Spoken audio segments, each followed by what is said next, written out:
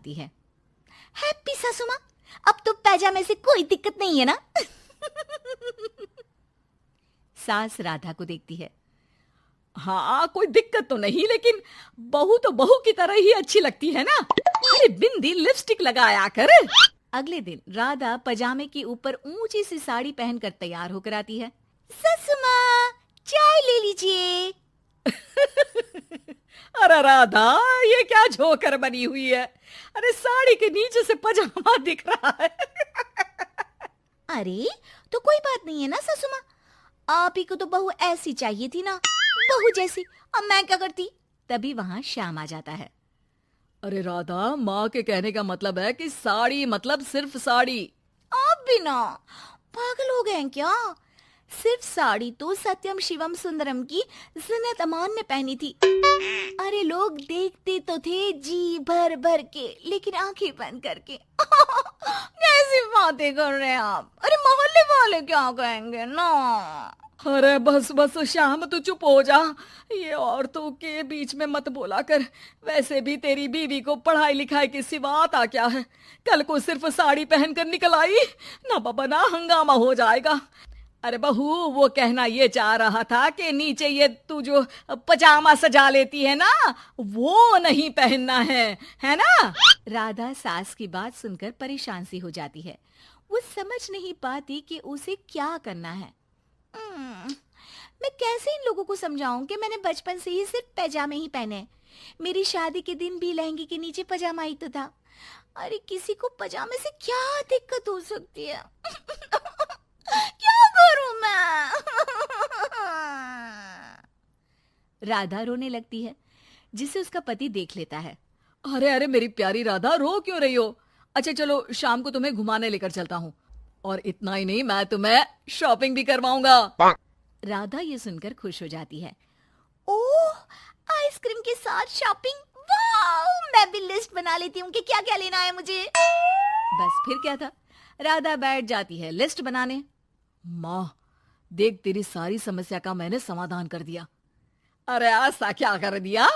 पजामे वाली को छोड़ दिया क्या तूने? अरे कैसी बात कर रही हो माँ?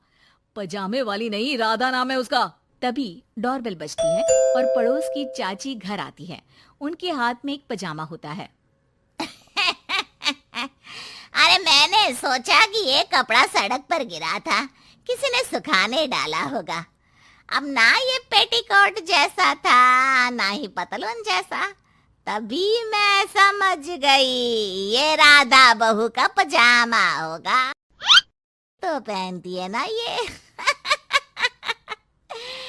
अरे चाहे पार्टी वेयर हो या फिर घर का कपड़ा, तुम्हारे बेटे की शादी के एल्बम देख रही थी, बहू ने तो लहंगे के नीचे भी पजामा पहना था।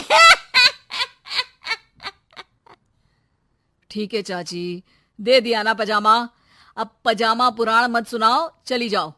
चाचा जी के खांसने की आवाज आ रही है, जाकर पानी दे आओ उन्हें। अरे हाँ हाँ, जोरू का गुलाम जा रही हूँ मैं। चाची के जाने के बाद अरे अड़ोस पड़ोस वालों को बोलकर क्या फायदा होगा बेटा? अब तो घर मशहूर हो जाना ही है पजामे वाली बहू के नाम से। तभी वहां ससुर आ जाते हैं। अरे वो पीछे वाले घर के शर्मा जी ने तो घर के पोस्टल एड्रेस में यही लिखना शुरू कर दिया है, पजामे वाली बहू के घर के पीछे गली नंबर 7। अरे बस बस, आ गए तुम। दुकान आज जल्दी बंद कर दी। अरे क्या करूं, ये टाइट पैंट पहनकर बैठा नहीं जाता दुकान में। ज्यादा देर हुई तो थोड़ी देर पीठ सीधी करने घर चला आया। वैसे आज माँ बेटा साथ में क्या बातें कर रहे हैं? हाँ अरे हाँ, बातों से याद आया। बोल रहा है कि पजामे वाली प्रॉब्लम का सलूशन ढूंढ लाया है। जरा बता दो बेटा, क्या समाधान निकाला है? वो मैं ना माँ आज राधा को शॉपिंग के लिए ले जा रहा हूँ।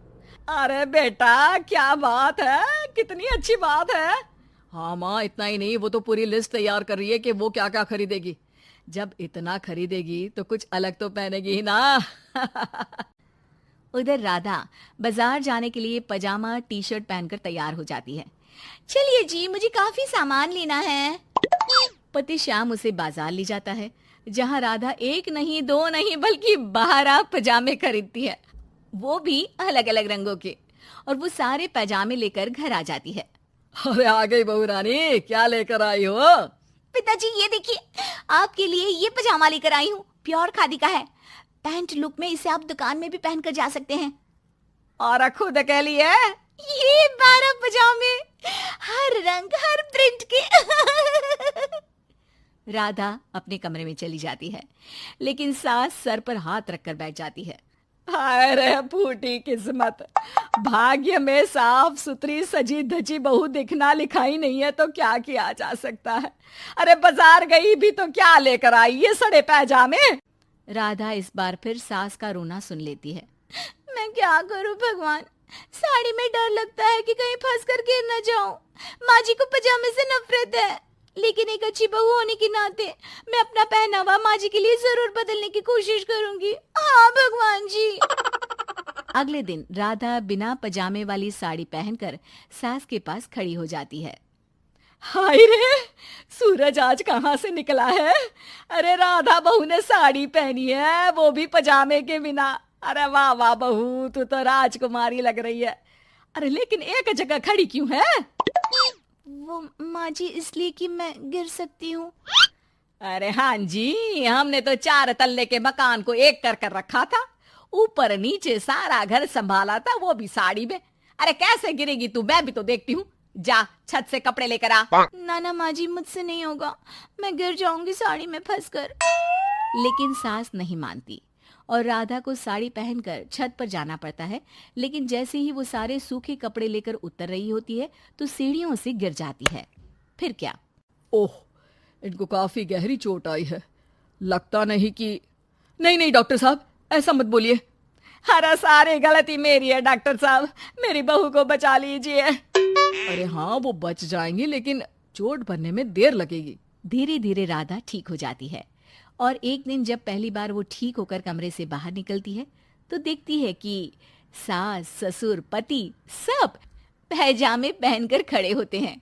देखा बहू, कैसा लग रहा है ये पैजामा? वैसे बहू सही में ये बड़ा कंफर्टेबल है। हाँ, अरे अब तो इसे पहनकर मैं इतने आराम से दुकान में बैठता हूँ कि कितने ही ग्राहक क्यों ना आ जाए, फटाफट काम होता है। मुझे माफ कर दीजिए माँ जी, मैं साड़ी पहनने की पूरी कोशिश करूंगी। अरे नहीं बहू, मुझे माफ कर दे। तूने घर के लिए मेरे लिए बहुत त्याग किया। बेटा इंसान पहनावे से नहीं बल्कि अपने कुशल व्यवहार से सबका प्यार पाता है। हमें तो अब बस पजामे वाली ही बहू चाहिए।